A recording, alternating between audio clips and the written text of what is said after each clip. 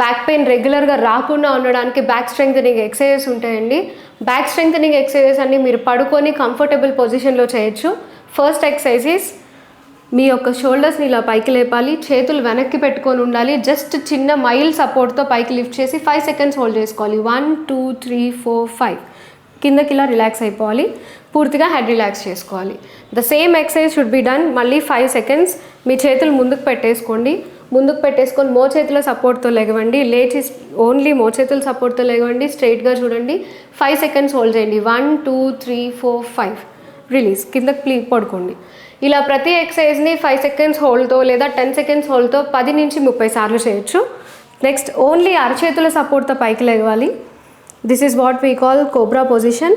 స్ట్రైట్గా పైకి చూడాలి, మీ మెడ పైకి చూస్తూ ఉండాలి, మీ బాడీ అనేది స్ట్రైట్గా ఉండాలి. మీరు ఎంత కుదిరితే అంత చేయొచ్చు. Same 5 seconds. 1 2 3 4 5 రిలాక్స్. ఇంకొక ఎక్సర్సైజ్ ఉంది, మీ కాలు జాలి తిమిరి రాకుండా ఉండడం కోసం.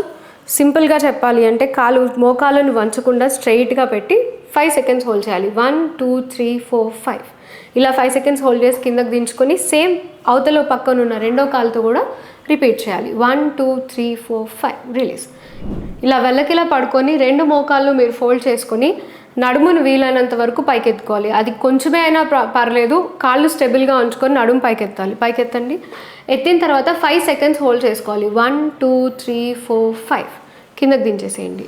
ఇలా 5 సెకండ్స్ హోల్డ్ చేసుకుంటూ 10 టైమ్స్ టు 30 టైమ్స్ మీరు రిపీట్ చేసుకోవచ్చు.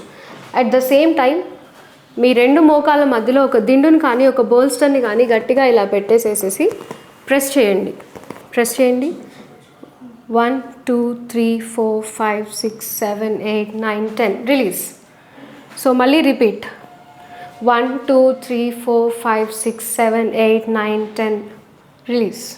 సో ఇలా 10 సెకండ్ల నుంచి చేసుకుంటూ 30 టైమ్స్ మీరు రిపీట్ చేయొచ్చు. Thank you.